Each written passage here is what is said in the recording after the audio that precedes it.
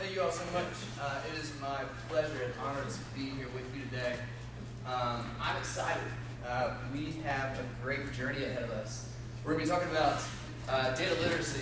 And by show of hands, very quickly in this room, who has ever heard this term before you walked in the door or saw the invite for today? That's not too bad. All right, pretty good. So I'm excited that we get to do this together. But before we get too far into it, I do want to have take a very quick sidestep and with a quick announcement. So if you have known me for some number of years, I have been at an organization that I've loved dearly, which is Law Consulting here in Atlanta. And just recently, last Friday, I said goodbye to a whole bunch of my favorite people and stepped out on a little bit of faith to go chase a dream. And that dream is to go open my own consulting firm that is focused on, obviously, data and analytics in the technology space, but also to go out and create leaders and to launch them back into the marketplace. So, kind of the DNA of the whole thing, or, well, I guess this is me, right? Give a little bit more of a bio line now that I can write whatever I want to. So if you ever want to chat about anything that you see today, feel free to give me a shout out. I'd love to connect with you in any way, shape, or form. But very quickly, the vision of this new organization, it's called Analytic Vision, is we really want to, our heart is to go out and to solve the biggest and scariest challenges in the data technology space, but at the same time, bringing in people and growing them into servant leaders, and to take good care of them and have them turn around and take excellent care of their clients. And then to basically go out and launch them back in the marketplace so they can have their biggest impact by leading teams. I think the greatest challenge, if I look out into the next 10, 20, 30 years, the biggest innovation, the biggest challenges of our organizations is going to be in the data and technology space. And the people and the organizations that will have the greatest impact will be those who have the best teams and the best leaders to lead those teams. And so we want to go out and solve both problems in the marketplace. So, with that, I appreciate Paul for letting me go on for a minute there. With that, I want to begin by taking us back as we start this journey on data literacy. I want to go back 154 years. And without giving you much context, I simply want to read this poem to you.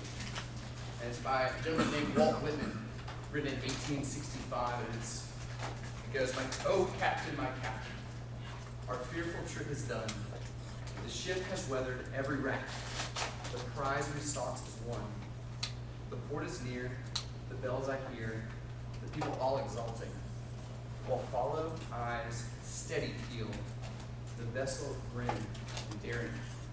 But oh heart, heart, heart, oh the bleeding drops of red, where on the deck my captain lies, fallen, cold, and dead.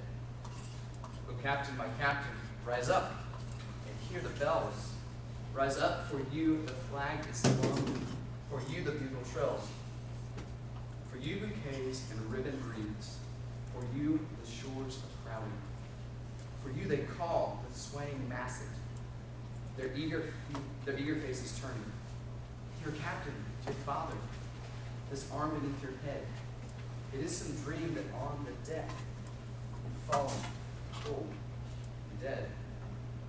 My captain does not answer. His lips are pale and still. My father does not feel my arm. He has no pulse or will. The ship is anchored safe and sound, its voyage closed and done. From fearful trip, the victor ship comes in with object won. Exalt, O shores, and ring, O bells, but I, with mournful tread, walk the deck a captain lies, fallen, cold, and dead. We see the beautiful emotion of that poem as we sit here 154 years later.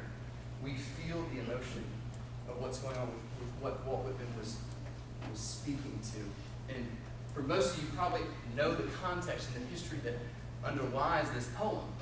See, the context of this is that this poem was written for President Abraham Lincoln shortly after he was assassinated in April of 1865. just 5 days after the Confederate surrender at Appomattox on April 9th. And as you wonder, you sit here, you heard me say these words, you processed, you understood. This probably took you back, it gave you emotion. And the realization that I want all of us to understand is as we talk about literacy, data literacy, but literacy in general, is that the reason you had the ability to understand and to walk with me and learn and feel all the things that you felt as we went through this and have the context and remember your history lessons of what was going on here was because you're literate in the English language. See, the English language is nothing more than 26 data points that are prepared for us in patterns that we know and understand.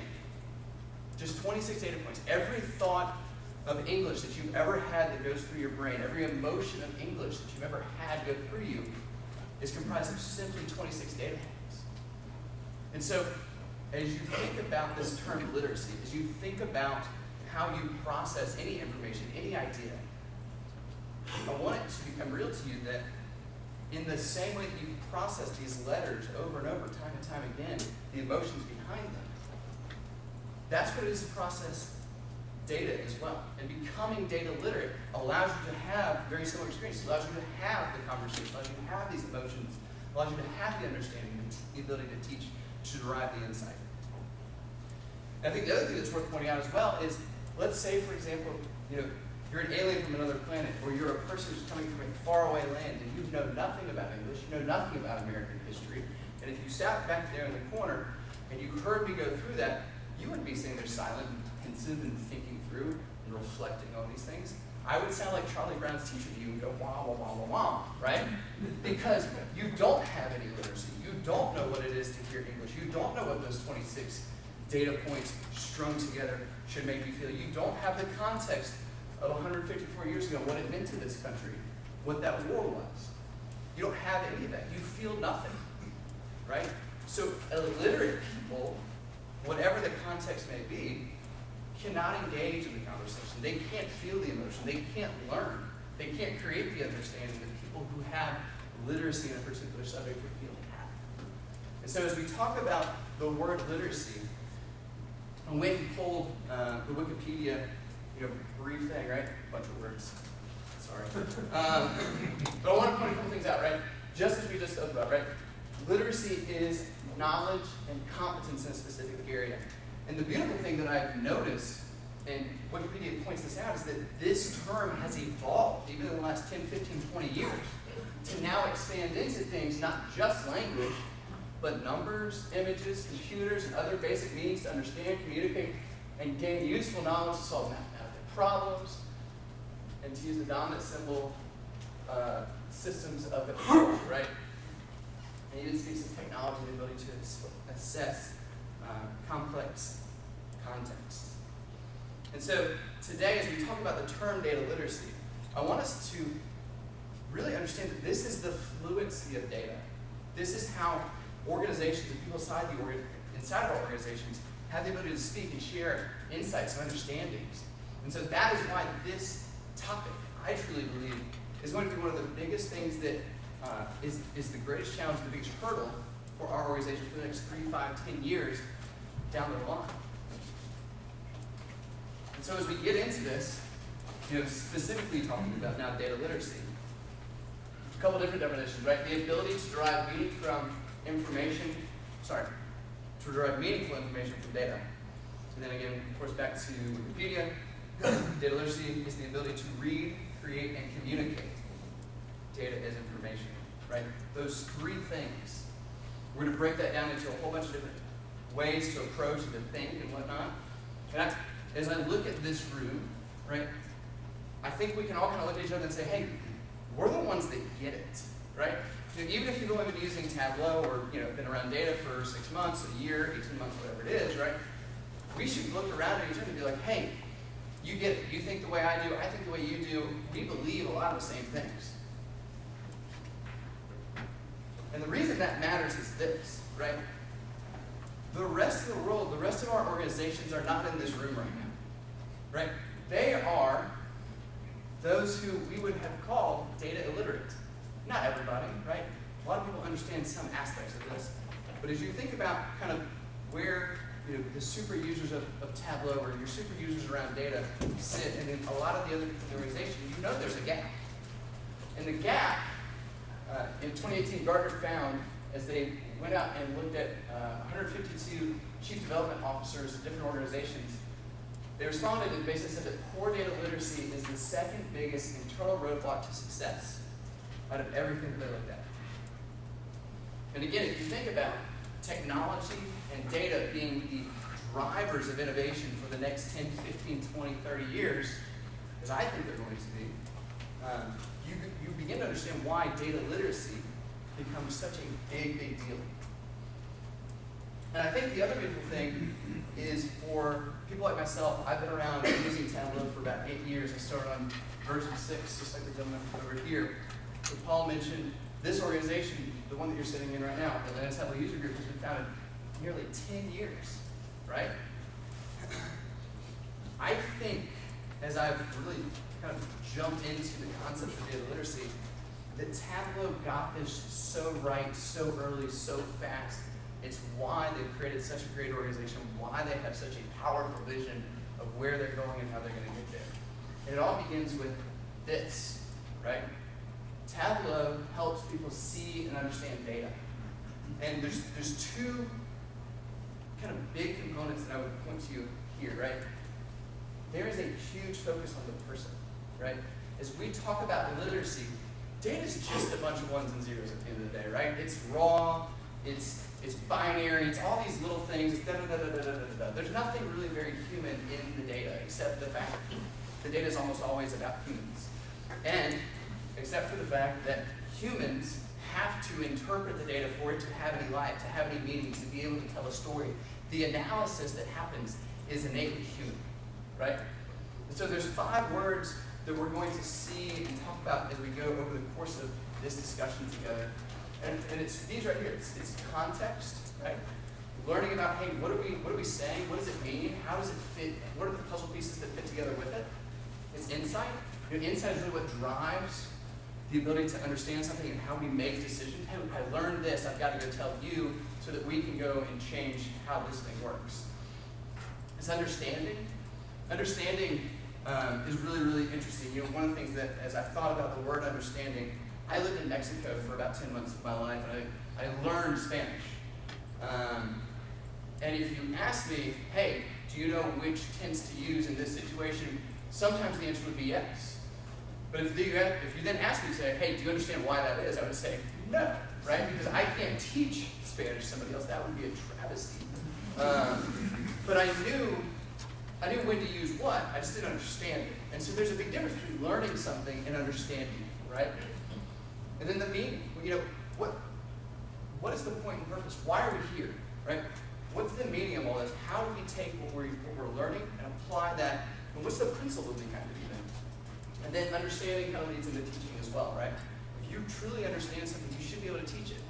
And I would also argue, for the people sitting in this room, when you are the champion of data at your organization, you have a responsibility to turn back around and empty your cup back out and explain something to somebody else, to steward somebody else, to lead somebody else, help them to create a better outcome for their part of the business, for their part of the organization. You have that responsibility.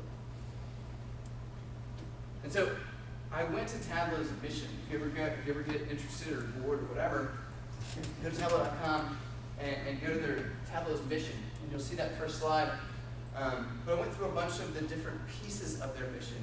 And the thing that I kept finding was that word people.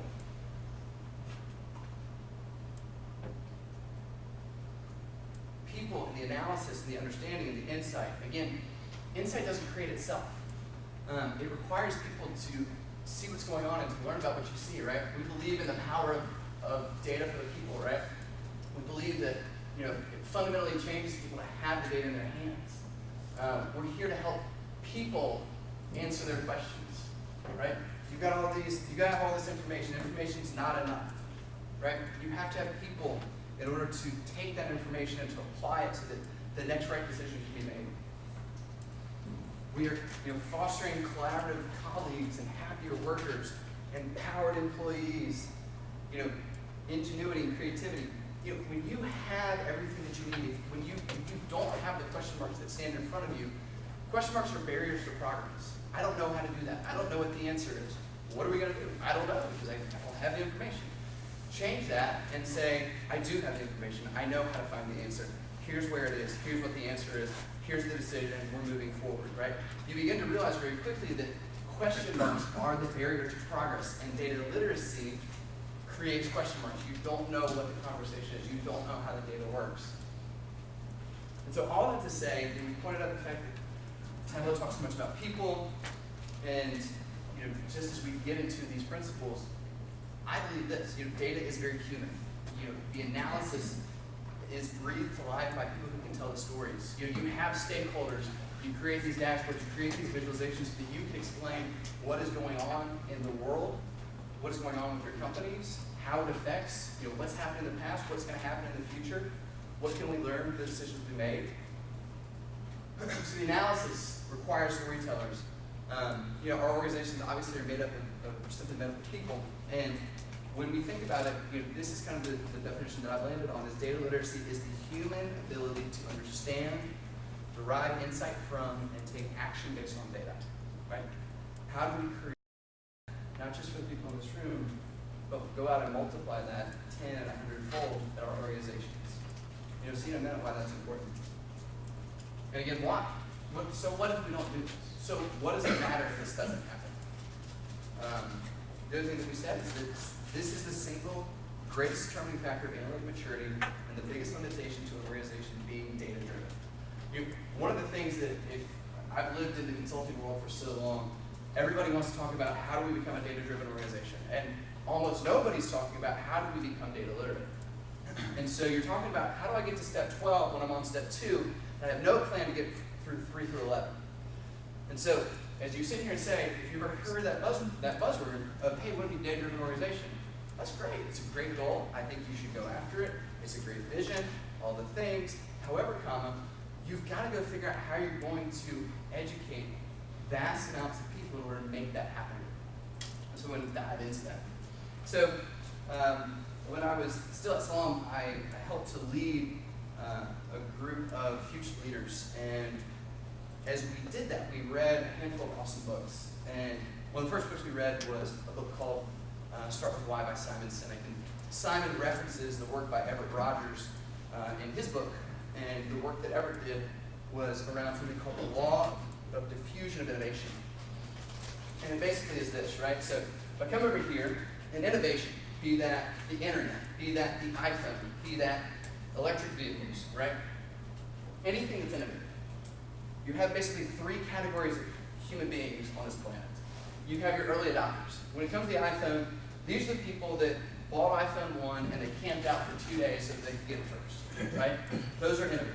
They're the ones on the leading edge of innovation. They have to have it. They have to have it, right? Your early adopters are close followers, right? These are the people who are sitting here saying, I may not be camping out, but I'm going this weekend. I've got to have it. I want to see what it is. I want to know what's on the cutting edge. I've got to be a part of it. I want to experience, hey, I heard it's great. I'm going to buy it. Once you get past kind of your innovators, your early adopters, you have a struggle. And this is what Simon really called out. There's a place right here called the tipping point. And you see, for a lot of innovations, this is where they die. Because you captivate the attention of the innovators and the early adopters, but you can't become mainstream unless you cross over the tipping point. Give you an example. Tableau. Brilliant idea. Makes perfect sense. Everybody and their brother now has the ability to go back and record a TV show live. You realize, though, that before Tableau existed, that capability did not exist. Right? They had a great product. They were the first to market. And they missed it because they couldn't make this tipping point happen. They couldn't cross over the tipping point. They could not get to a place where a majority of people began to adopt their technology. Opposite, the iPhone. Not only did you have the people that camped out, but then everybody and their brother bought one, and then your grandparents still have the little touch notes, right? They'll get their one. But that's basically what this chart is showing. Does that make sense to everybody? So you really kind of understand, hopefully you understand a little bit about what this is in 5 categories of people. So, when it comes to our world, the world that we are living in, the world that we are sitting in this room for, we sit here and say, okay, instead of the adoption curve of innovation, let's talk about the adoption curve of data literacy for the moment because of our audience, our environment. We'll talk about Tableau as well. For those of you who were some of the first ones at your organization to ever use Tableau, throw some data in it and show it to somebody on your team. They, again, I've been in the game a long time, started doing Tableau in 2011. I would show people stuff and they'd be like, oh my gosh, how did you do that? And I would look at them and be like, it's black magic. Test me. Just that amazing light, just, oh, you have done something special. You are the first one to do blah, blah, blah, blah, blah, right? You downloaded it, you played with it, you made something that was either almost impossible or purely impossible, now very possible and happened very quickly. And you were an innovator. And people want to look at you and say, how did you do that? And so you were one of the first, 2.5% of the people at your organization or in the marketplace who could get on Tableau, at least you knew how to pronounce it, right? Then you go to, okay, it's not just you, but now you have friends, right? We have super users, right? We have people who are really, really good at this stuff. How do they do it? I have no idea, right? Where do they get it from? I have no idea. How does it come from? I have no idea. But they're really good. If you have questions, go ask them, right?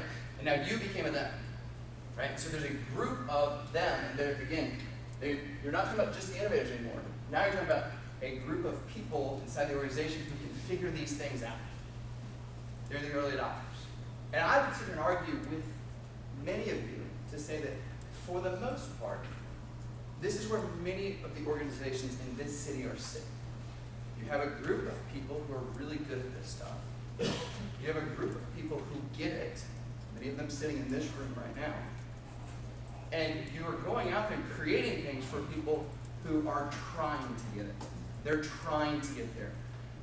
They're used to their crystal reports and their Excel stuff, and they want to see the number, and it's on page 57, and why didn't you just look at it in the first place? Right?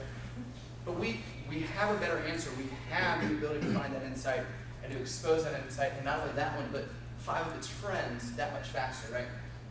And so we're kind of at our very own tipping point right now.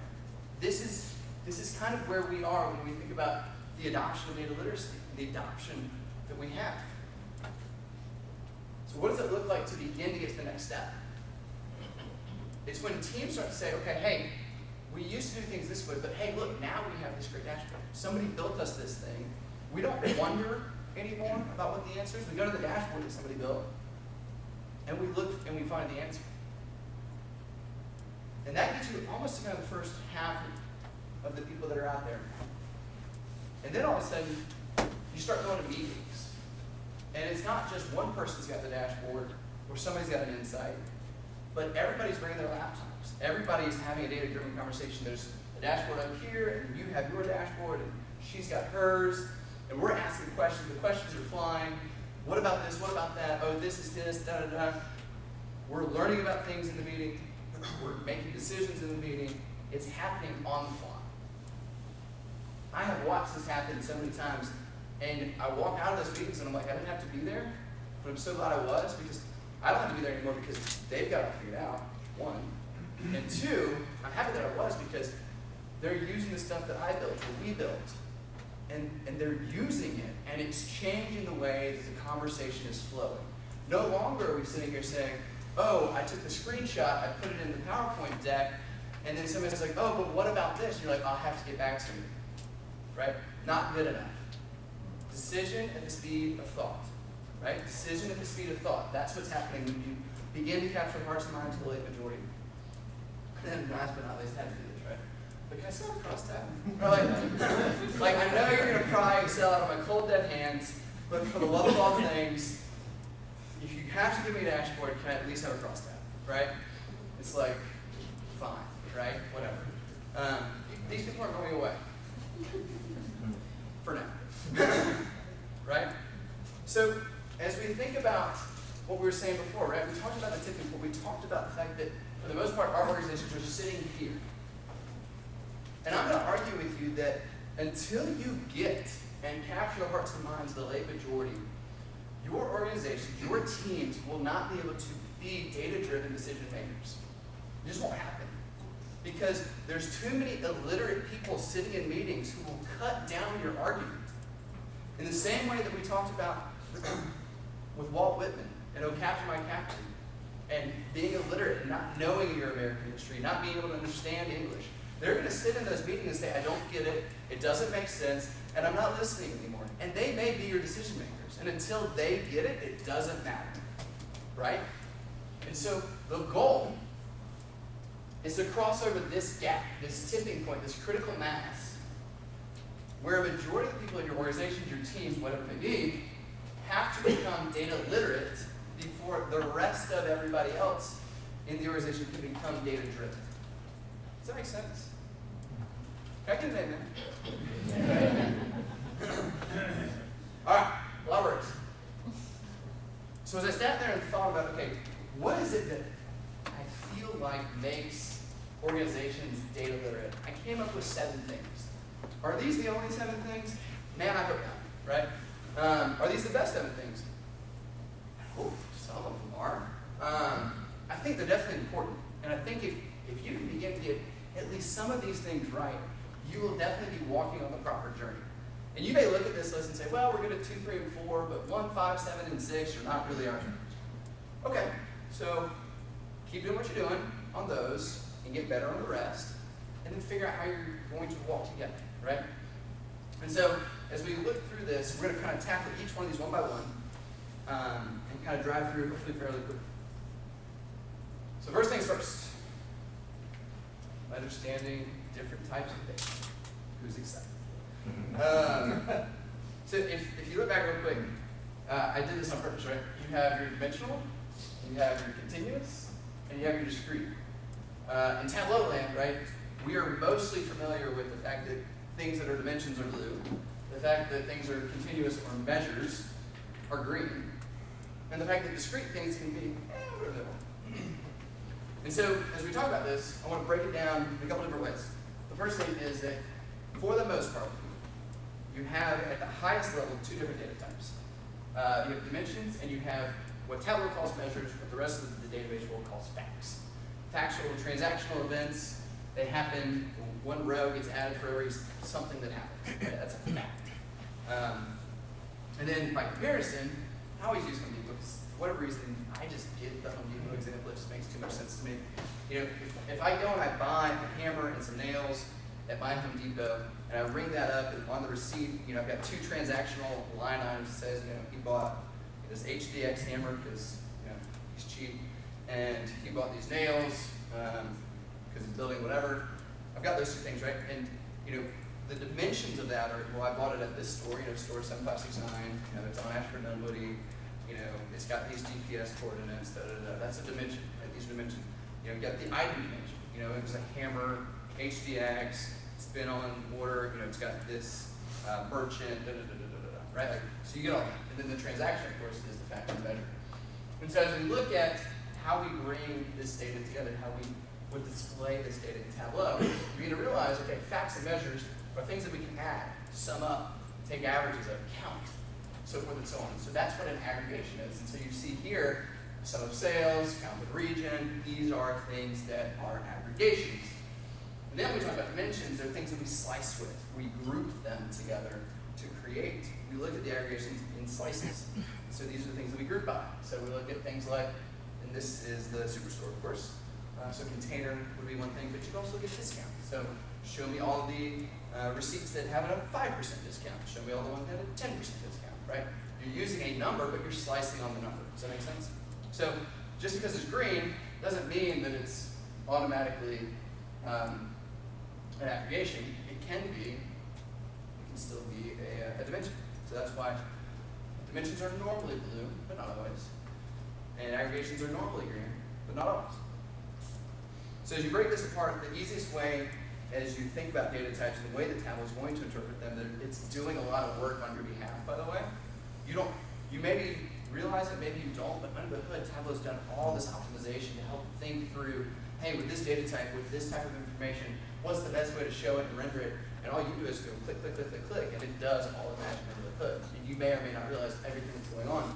But if you ever want to begin to realize how smart Tableau is, just click on a couple of different pills and click on Show Me. And Show Me will tell you, based on the pills you clicked, these are the appropriate ways of visualizing that data.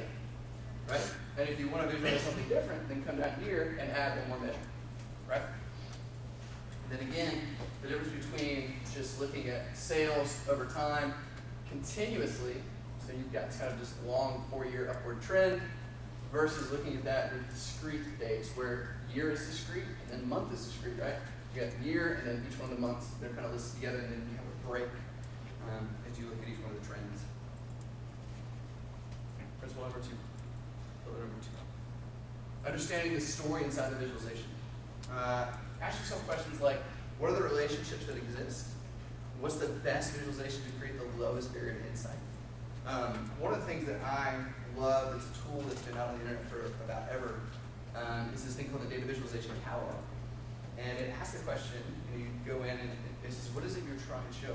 What's the relationship between X and Y that you want to expose or to give insight to? So is it, hey, proportions or hierarchies or part to a whole or distribution and whatnot? And if you click on, say, proportions, it gives you a list of different ways to visualize that data. It gives you, different, like even a Marimoto chart, or maps, or bubble charts, or stack bar, or whatnot. And it just gives you ideas of good ways to go out and leverage thoughtfully what's the insight I'm trying to create. And the reason I bring this up is so often we're sitting here saying, well, I've got this data, people need to understand it, and you just kind of pick whatever it is that you feel like in that day or that moment without maybe too much thought. And what I encourage you to do is sit back and say, okay, if this is the insight that I'm trying to chase after, how do I reduce the barrier as far as I possibly can, so that whatever that insight is literally leaps off the page to my end user, right? That's the goal of great visualization, is that you lower the bar so much that it literally becomes obvious what it is that you're trying to show, right? That's what success is you're designing something for somebody else to consume. I think the other component is, when we think about this story, is, again, how do I make the story come alive? Is it through annotation? Is it through literally narrative? I know I've shown this in the past. It's one of my favorite things that I've ever done in the space of data. And looking at life expectancy, and I did raw life expectancy on the y-axis, so just number of years that you're expected to live. And then what I did was I had 180 countries over the course of about 50 years, and I ranked them and re-ranked them on the x-axis every year that you had data. And so, the farther to the right you were, the worse you were ranked in the world. So you could go both up and down in absolute, but you also right and left as you ranked against everybody else in the world.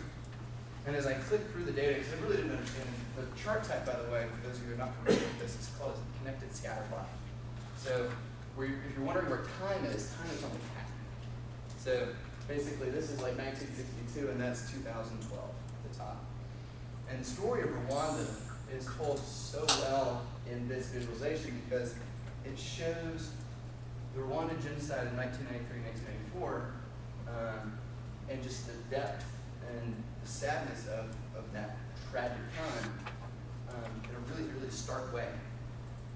And I love both the power and the simplicity of what this visualization showed, because it showed just how awful it was and what that looked like over a period of time. So, and then the narrative helps to tell that story. The narrative walks you through, hey, maybe you don't understand connected scatter plots, that's fine.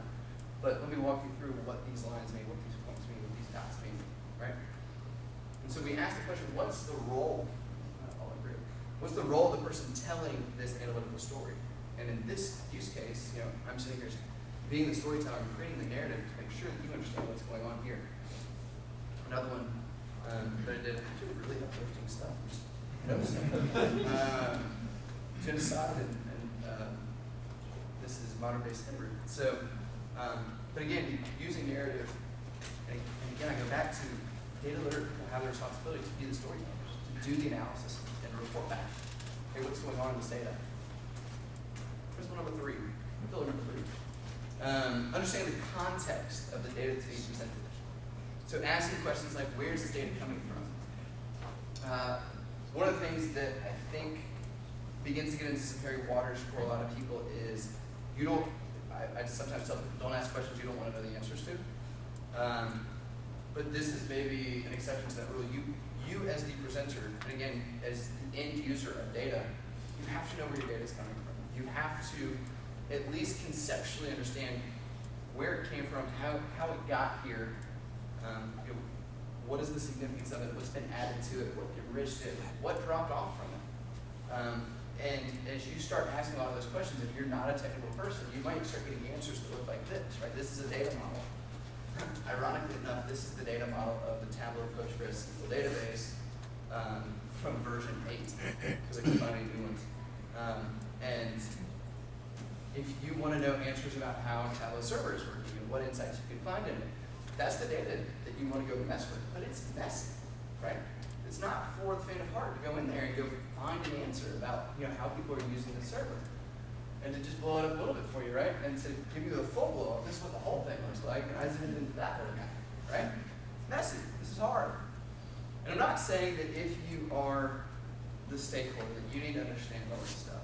What I am saying, though, is that you need to know the person who does, right? You need to have what I like to think of as like data set champions or data set owners who can be the one to raise their hand and say, hey, if you have a question on this, you call me, right? And then those people treat them really well and don't ever let them leave, right?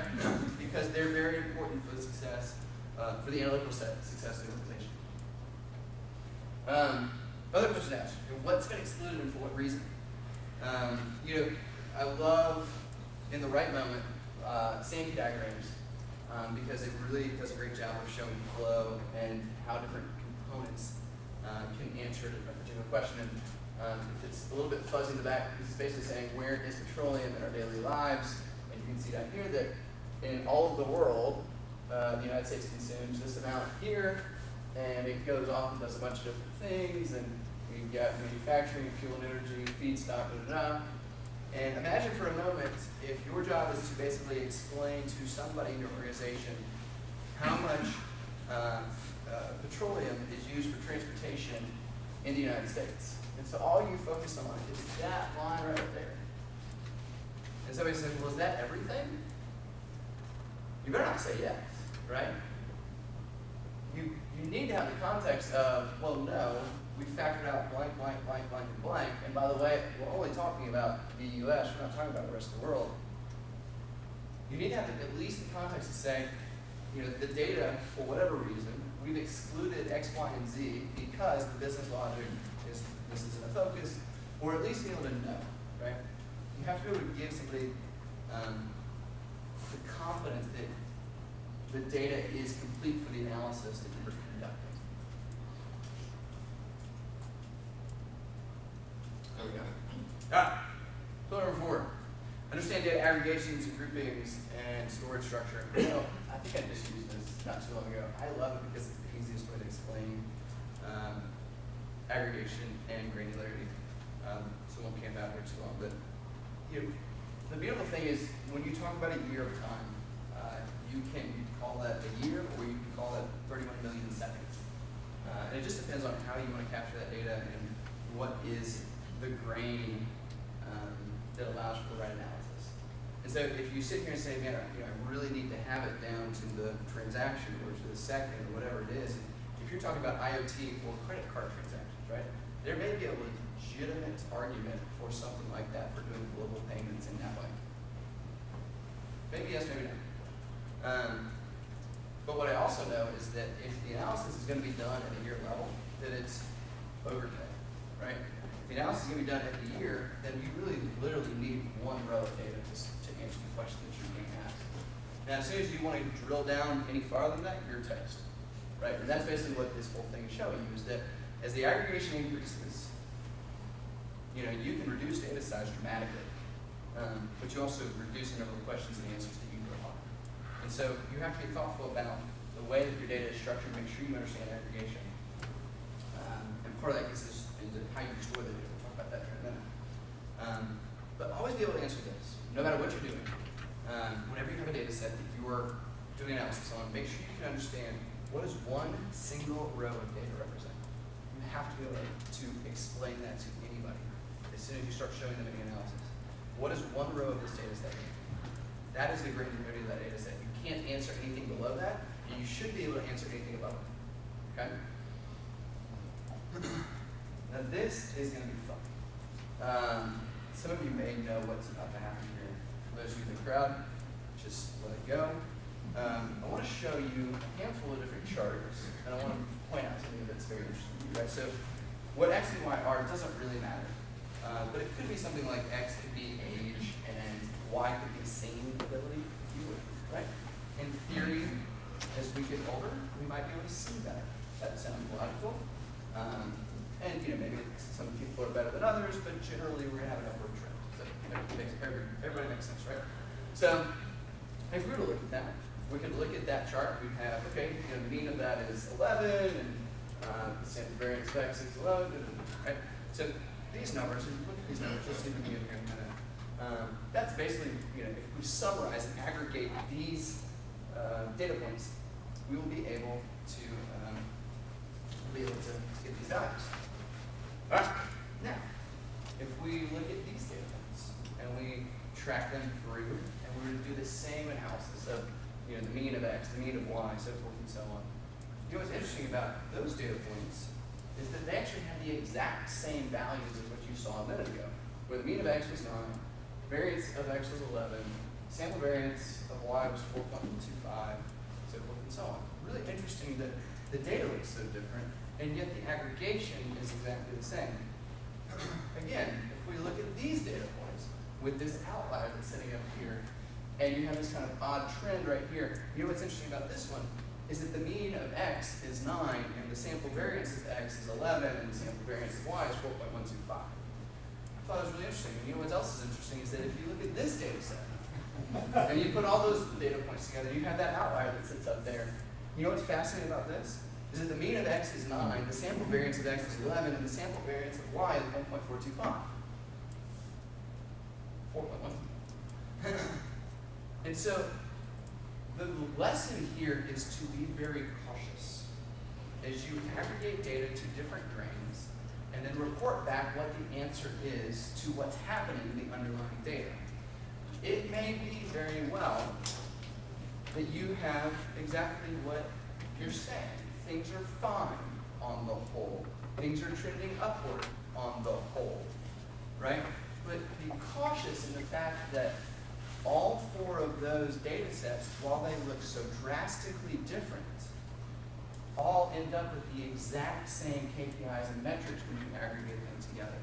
And I can argue with you that there are 4 very different stories happening in these data sets. And this little trick of statistics is called Occam's quartet. And so the lesson here, again, is just be very, very cautious as you aggregate the data to be able to make sure you have an understanding of what one click down looks like, and to make sure that one click down is giving you the right information. And the question that we ask here is the aggregation true to the narrative? Right? Is the aggregation true to the narrative? You say everything's fine, but is it really? And how do you figure that out? I'll come back to that question here in just a little bit. Last but not least, data structure. So we're talking about aggregating data, doing analysis on aggregations. And what I would say is you want to make sure that whatever your data set looks like, you have to make sure that the data can actually be aggregated. And the reason I dig into that is the most common and the easiest thing to understand is transactional data. And you can roll it up and down all day long. It works great. This, again, is credit card payments or point of sale or Superstore, whatever it is, right? You just roll those things up and down. They're perfect. You can add anything. You can count distinct anything, whatever, doesn't matter. As soon as you don't have transactional data, things start to get a little bit hairy. You have concepts of things like snapshots, right? Hey, at the end of every week, we take a snapshot, or at the end of every night, we take a snapshot. And it's like, okay, that's fine. So if I start summing sales, and the snapshot is at the end of every day, but it contains more than 1 day's worth of data, does that work? No, right? So you have to be very thoughtful about, okay, what does a snapshot mean? How does that work? Another one that is really complicated, and we're definitely not going to dig all the way down into this, is historical data. There are at least 3 different forms of how you store data historically. First normal form and third normal form are the most typical, and if you want to know a whole bunch more than that, I would tell you to go to Google it, because we're not getting into that. It's not really easy stuff. You also have data sets that can be pre-aggregated. So these are the ones where you sit here and say, okay, we've got, again, credit card transactions. We're Home Depot, Amazon, Walmart, whatever you want to be. And we have credit card transactions. But because that data set's so big, who really wants to be touching billions and billions of rows of data? What we're going to do is we're going to roll that up to the week store level, right? So for every week, for every store, you got 1 row. Well, that's great, right? But the problem is now you've lost the ability to do anything below that range. Well, how are things on Mondays? I don't know. I can't tell you. And how are things, at the level of garden or outdoor or kitchen or back? I don't know. I can't tell you. All I have is at the store week level, right? So you now have, by pre-aggregating to make the data smaller to do simple analysis, you now have limited questions you can ask. You also have things like one-to-many. This is where, for example, you have things that can be in categories, but they can be in more than one category. And so you kind of run through and say, okay, I want to see everything that's in, again, outdoors, and then I want to see everything that's in garden. Well, what if there's stuff that's in both garden and outdoors, and you have both? You did a Cartesian join, and so now you've duplicated the rows of data so that you can see both garden and outdoor. It only works if you look at one at a time. But if you add up everything in that data set, you're going to duplicate some of the data, so your sales are going to be wrong. And again, if that's tricky, go back and look at things like, go look at the term one-to-many, go look at the word for Cartesian join, and make sure you kind of understand that. And there's a whole bunch of others, right? I'm just kind of scratching the surface of different ways the data can be structured and why it might be structured. And again, your job as a data literate person is to understand how that data is structured and what limitations then get created as a part of that. And you may sit here and say, well, if it's all this hard stuff, then why don't we just do transactional data? Because it's the simplest thing to do analysis. Sure it is, but you may have billions and billions of rows, if not trillions of rows of data if it's an IoT device for Amazon, right? So you have to be very thoughtful about the computing power as well. This is a balance. It's a big seesaw to go figure that out. And I'll leave you with this. The most common mistake I see almost anybody make is summing up a count distinct. If you want to look at a distinct count of something, typically this is customers, by the way, inside of organizations who are doing demographic data or doing sales, something like that. It's like, oh, how many distinct customers do we have that walked in the door, in the month of May? Okay, well, here's May. Okay, now how many do we have in June? Oh, here's June. It's like, oh, so we had May plus June. That's 2x. It's like, wrong, right? Because the same person could have walked in the store in May and in June, and now you double count. It doesn't work that way, right? So as soon as you start aggregating, you can't do count distincts anymore except at that level. You cannot derive any more insight. I see that happen all the time. You've been warned, right? You heard it here first. Number 5. I know we're ish good. This is a big one. I really, really believe in this. Finding metrics and KPIs that drive desired human behavior. An excerpt from the book Good to Great by Jim Collins. In there, he profiles a handful of different organizations, and Walgreens was one of them. And he had a very stringent criteria for organizations he felt like went from good to being great, and did that for an extended period of time. I don't remember all of them offhand, so I won't mention any of them, but Walgreens was one of them. And one of the things they made a big deal about in the book was how Walgreens shifted its focus on the thing that it measured over time and it's this. Walgreens switched its focus from a profit per store to profit per customer visit. Now think about it. It feels very logical to think about profit per store, right? That's easy, you can figure that out. It's a lot harder in theory to figure that number out for profit per customer business, but think about things that would make you do differently, right? When increase how much profit we make every time a customer walks in the door versus when increase the amount of profit we get from a store. What different buying decisions might you make about your stores? Convenient locations are expensive, right? But increasing profit per customer visit, by increasing profit per customer visit, Walgreens was able to increase convenience, 9 stores within a mile in one situation, and simultaneously increase profitability across the entire system. The standard metric, profit per store, would have run contrary to the convenience concept. And sometimes explaining something is most easily done by explaining the corollary. So Walgreens competitors could use less effective metrics like profit per store, and yet continue to buy cheap and remote store locations, eventually lost in the drugstore battle when Eckerd sold out to CVS in 2004. Eckerd was buying bad locations, but they could make a decent profit, but it wasn't going to drive a lot of revenue. That was the problem. They could have good profit because the rent was really cheap, right?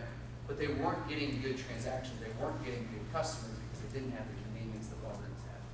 And by focusing on a different metric, it changed the mindset and the human behavior and the outcome, right? So focusing on the right outcome, thinking about what is the thing that drives the right outcome. Another example, this is Zappos. This is talking about call centers. So call center measures, most call centers measure their employees' performance based on what's known as the industry average handle time, which focuses on how many phone calls each rep can take in a day. This translates into reps worrying about how quickly they can get their customers off the phone, which, if you think about it, it's like, oh yeah, that should be the opposite of what we're trying to do, right? We should make sure they're well taken care of, not trying to get them off the phone. Interesting insight, right? Which in our eyes was not delivering great customer service. When you say it like that, no doubt. At Zappos, we don't measure call times. Our longest phone call was 6 hours long, and we don't upsell. We just care about whether the rep goes above and beyond for every customer. It takes some special organizations to buck the trend and to buck what everybody else does, to think about things differently, to create a different outcome, right? But that's exactly what they did. They sat there and said, wait, if we follow this metric, we're incentivizing the behavior of our people that's counter to the experience we desire for our customers to have. Why would we do that, right? So they changed the metric. Or they, in this case, got rid of it. Sometimes the best thing to do is just tell great stories and get rid of the metric that drives the wrong behavior. Of course, the story here is that Zappos went from 0 to $1 million in revenue in the span of 10 years, and he got bought by Amazon. And its brand was differentiated in the marketplace. Pretty slick. A couple other examples of this. When you look at things like hours worked per week versus productivity per week. There's a good thing. Who's ever read, I think it's the 4-Hour Work Week or something like that? It's a great entrepreneur book, right? Go read that. That's a fun one. How hard can you work, but for a shorter period of time? Average response times versus the 95th and 99th percentile response times.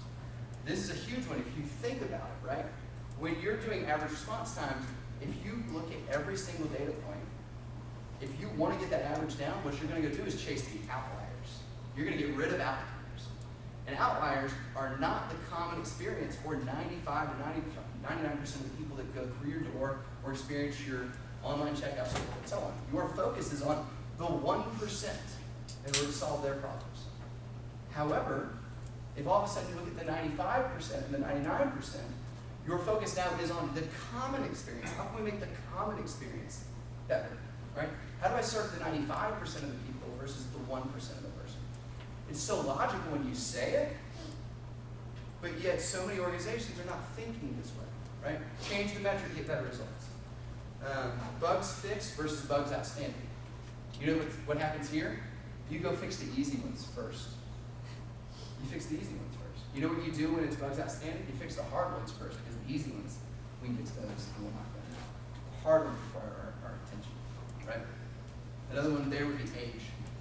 Right? If all you're doing is looking at, if you're just looking at the easy ones, you're going to knock those out real fast. Well, then the metric becomes the age. If they sit there and get stale because you don't want to do the hard ones, then that number just goes up and up. Registered users versus growth rate of registered users, right? Hey, we're Facebook. We got 100 and something, or we got 1 point something billion people on our platform. Well, what's the growth rate? Well, we don't want to talk about it. Right? At least not in the United States. So just close this one out here. Again, Jim Collins, if you could pick one and only one ratio, profit per X, to systematically increase over time, what would X have What X would have the greatest and most sustainable impact on your economic engine? Great question. Think about that for your organization. All right, we're almost there. Pillar number 6, validation of intuition, the sixth sense of data. Irony that we picked this for number 6, right? The question here, and again, I'll keep camp out here for a long time, we won't. But the question here is, does it feel right? I'm looking at the analysis, I know what you told me. I also have all the context from all my time in this organization. I know my business in theory. Is what you're telling me, does it feel right? And if not, why? And if so, can you explain what's happening? And then, this is where you kind of rubber meets the road. What's the best visualization to most easily lead you to that explanation? How do I best visualize that so you can tell that story really fast?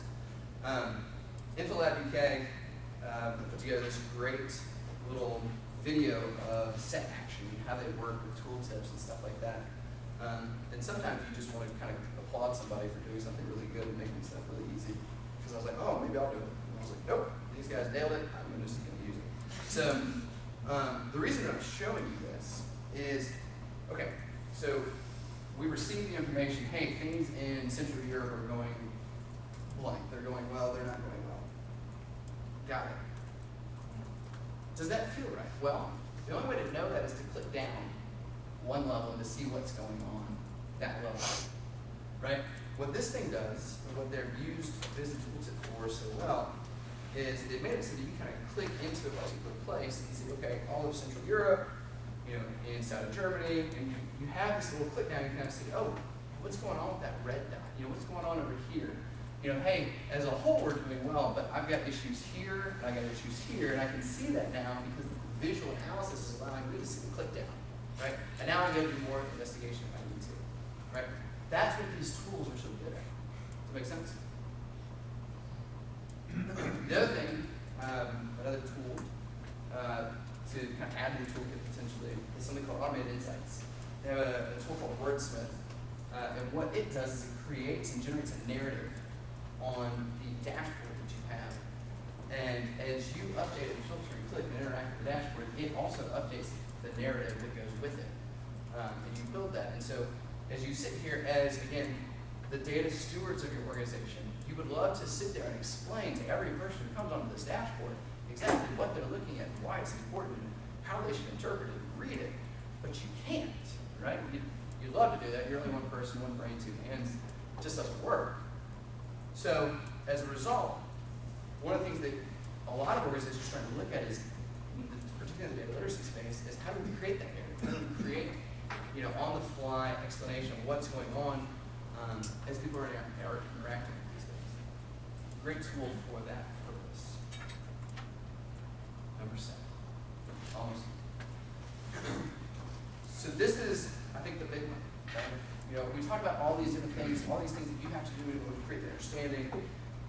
But at the end of the day, the goal has to be that data becomes the language of the organization. Right? That's the goal. Right? You can learn all this stuff, and all those 6 things that we just talked about enables this one big thing. Right? If you get that stuff right, then this is kind of the natural output of that, the natural outcome. So the questions to ask ourselves here are, how are we spreading the gospel? How are we spreading the good news of data throughout our organization? How do we communicate, you know, all the things that we can now do that we couldn't do before? And part of that is, again, lowering that barrier. How do we make this as easy as possible for people to adopt, you know, these insights and to find these things themselves? How do we create visualizations to do that? How do we get people onto these platforms as fast as possible? How do we make it easy for them to find the content that matters to them? These are all really important questions that lower that barrier. You know, how many times have one of you gone to Tableau Server looking for a workbook and spent 5 minutes and you couldn't find it, right? It's messy. And they're working on it, and they get better sometimes, right? And it is something where you want to figure out, is there a way to make this barrier smaller, right?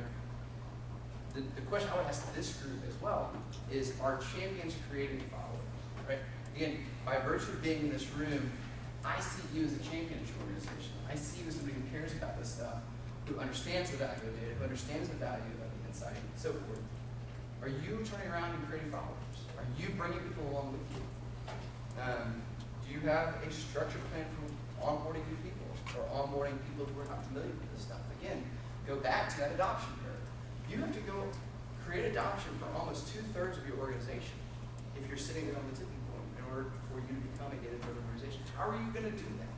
You've got to think stories of those rapidly, and have a quick little elevator pitch in that. Another thing that I'll also say too is begin to really focus on success for anybody that's doing any type of analysis whatsoever. A lot of times, we didn't talk about this, I thought about it, but we didn't do it today. A lot of times, people take the approach of, give me your data, and then I'm going to play with it, and I'll figure out what the answer is along the way. After doing this for 7 or 8 years, and having been a consultant for 5.5 years, I can tell you that rarely works. What more often works is having a conversation that says, what are you trying to do? What does success look like for you, your organization, your part of the business? What's the insight that you would love to be able to have but you don't have because you either don't have the data, or you don't have the insight, or you don't have a way to get it? And create that and basically plan through, okay, if that's what you're trying to do, then we need a dashboard. Who's telling the story? What's the dashboard look like? What are the visualizations that drive that? Where's that data come from? Who provides that data? Is it of a good quality? Figure all that stuff out and then go there. Right? Now you know what you're shooting at. If you do it that way, you just kind of tick off the steps of progress that will ultimately lead to success. Kind of beginning with the end in mind. And then the last one is you have to have champions. You have to have people that are passionate enough to kind of say, we have to do this. If we don't, we're going to lag behind, and then you have to captivate enough people inside the organization to get a following, right? And again, that goes back to, again, creating leaders who have the vision of being able to get here and be able to lead people well enough so that they create a following to make it all happen. I would say those are the 3 big things. And just be a great listener too in the organization. If you're a leader in the organization, be a great listener to people who are trying to do their jobs well but can't. And what are the barriers that are stopping them from doing it? Even if you can't solve the problem, be a listener. All right, guys, we're going to wrap it up. You will